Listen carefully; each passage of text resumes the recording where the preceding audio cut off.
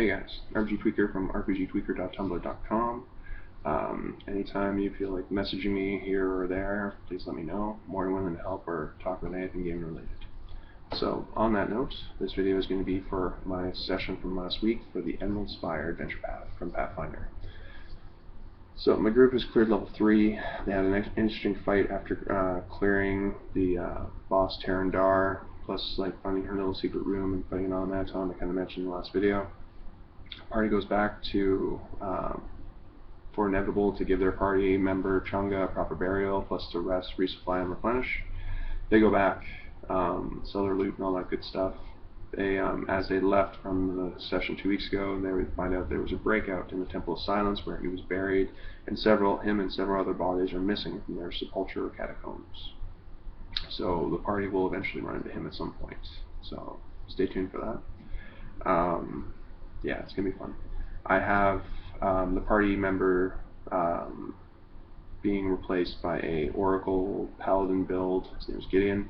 Now, to get the player back into the game quick, I like to try and do that as fast as I can so they can get back into the action. The party's going back to the Emerald Spire. Now, in the Echo Wood, they hear combat out in the distance. I messaged the player who was out. You are being attacked by 6 bugbears. So he's like, oh man, that's brutal. So what I did is, like, there's other ways you can kind of get a party member back into combat. It could be someone you know, or it can be some other way. I'll explain in a little bit more detail, but different video. But for this, I had them kind of like, the party was kind of on the fence. They were like, well, you know, I thought they'd just run in, but no. They were like, well, you know, should we go? I don't know what we're walking into. It's not our business, whatever. So I think it was Ophelia who was like, well, it could be an evildoer that needs vanquished. So she leads the charge, and the party goes and saves Gideon, which was good, because they asked me out of game afterwards, like, what would have happened? I said, well, you would have possibly died, unless you ran away, or maybe ran to where the party was by fluke. But we won't know now because they went and saved you. So it definitely put all the players on their toes. They were like, wow, you were just willing to like throw them to the wolves like that. But I had an idea that, you know, I wanted to show them that, you know, they should be conscious of their actions, and, you know, it could have been good or bad. I want them to make those choices and decide what would have happened. Plus, I would have been good for my other player, the one who's being attacked, to kind of see what would have happened. Because I kind of made it where, because he got separated from the party last time in a very dangerous and obvious spot, and I wanted to kind of show him, please, you know, be conscious of the dangers in the areas you're in. So he's learning, it's good. So the party makes it back to level 3. They have some Spire transport tokens, so they're able to travel freely from floor to floor if they have the right runes and these little tokens, little goodies that they find throughout the Spire levels. So now they go back to level 3 to make sure that, you know, there's no rogues who've moved back in after like the 2.5 weeks of time and whatnot. So they find more dead rogues and a bloody goods gunslinger named Rhaegar. He's a guy that they met in Fort Inevitable, and he's like, well, me and my boys are going to set up shop here. If you need a safe place to rest or resupply, come on by. For the right price, you can rest up. So I wanted to give them a little safe haven that might be easier for them than having to go back each time and do whatever. So now the party goes to level 5, the Drowned level. Designed by Sean K. Reynolds, who on a side note has his 5 Moons RPG. It's his own game. Kickstarter going right now. Please find it and back it. As well as he's teaching designing classes of, like, say, writing and designing magical monsters and items and other such good things. Very affordable for someone who's been in the role-playing business very long, and you can't really, like, you know, beat that kind of access and kind of attention you'd get from them. So please check that out. So the Drowned level, level 5. The party goes and they fight an Undine Summoner at the beginning. He pops an invisibility potion after popping out some little, like, low-level summons, but even that level, their group is level 4. Those little CR2s and little guys pop up. They add up when you have enough of them, and then I was rolling really well, so they were getting nipped and damaged, and Elon was beating them up a bit. They eventually kill them. They're roughed up, so they go to rest. Now the lovely Breton Mage from Tumblr, she has mentioned to me about 5th edition. I read 5th edition, liked 5th edition, checked it out. So now I'm taking something from 5th edition and putting it into Pathfinder, trying it out, where if the group rests, for a full night, they will be restored to full hit points. That's in 5th edition. There are short rests and long rests. Now, of course, this is barring things like attribute damage and things like negative levels or anything else that wears off for time.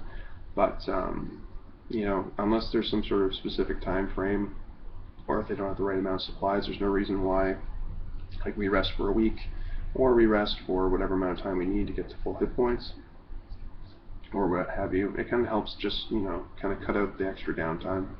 And I'll let you guys know how that works out. It's just something that I figured that wouldn't be too broken, and try that and see how it works.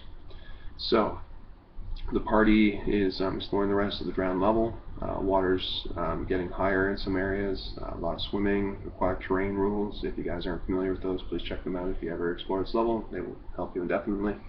So some of the party members are opening up these big, sealed doors with wheels, like you can find on a submarine or something along that line. And water's rushing in from different areas. So these rooms, the water levels are always kind of constantly in flux because of these magical random portals that are connected to the realm of water. So basically, the parties are having to hold their breath, swim underwater, fight currents. Very cool. Something they weren't really used to or expecting.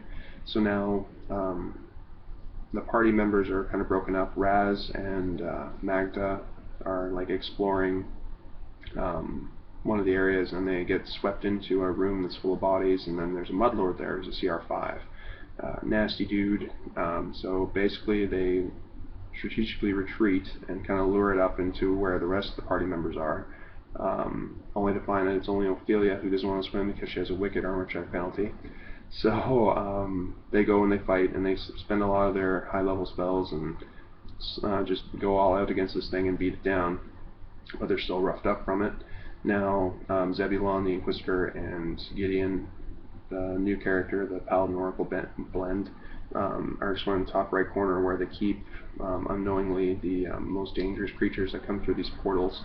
There's another Undine there who notices Gideon after Zebulon kind of crept by all careful-like, and he gets hydraulically pushed over the ledge and into this water. Now he's only one level away from drowning after several rounds of combat and being knocked around with the Noctius Orb and down deeper into the water. And the non-lethal damage adding up. He rolls an amazing roll, it's like an 18 or 19 on a swim check, and bursts up to the top of the water, and he's alive. Only to get bludgeoned a bit more with some more damage, and he's knocked out cold. So the party has left at this point. Zebulon thought that, Gideon's right behind him. They don't know what's going on. The rest of the party is roughed up from that battle of the Mudlord. So this is where we ended the session. So now my other player, who's just recently lost his other witch character, is like, well, should I roll a new one? I'm like, well, have one just in case, but you don't know what's going to happen. I'm going to have some stuff happen where my players are going to start feeling their mythic powers that they've been imbued when they were dealing with level 4, Godhome. Something I added in when I got the Mythic Adventures book. So I want them it's also this little worm the hook for them to explore the Spire, and I want them to get more mythic power as they join in for that. And it's a way to kind of keep them so that they can go through it. They've been very diligent and very good at getting through this, but I want them to kind of have an extra little bit of incentive to check this out. So some of them are going to have their mythic powers start to shine through pretty soon, and I'll let you guys know how that works. I do have something silly where one of the, it's just this own little idea I had. I don't know if it'll actually work, but it's going to be the Barbarian will actually have a spell-like ability where he can intimidate a door or something along that line and it'll open it. He can use his Intimidate check as a disabled device. Just a silly idea. We'll see how it works, but this is a little goofy ability that's not really going to break any kind of barriers or rules. It's no different than, say, a spell like Knock or Open, or something along that line. Especially since he's got a lot of points invested in this skill, just like a rogue would have invested in, say, a disabled device. It also helps because the party ranger is the only one that can open locks and whatnot. We end up smashing most of our way through doors if we don't have a key.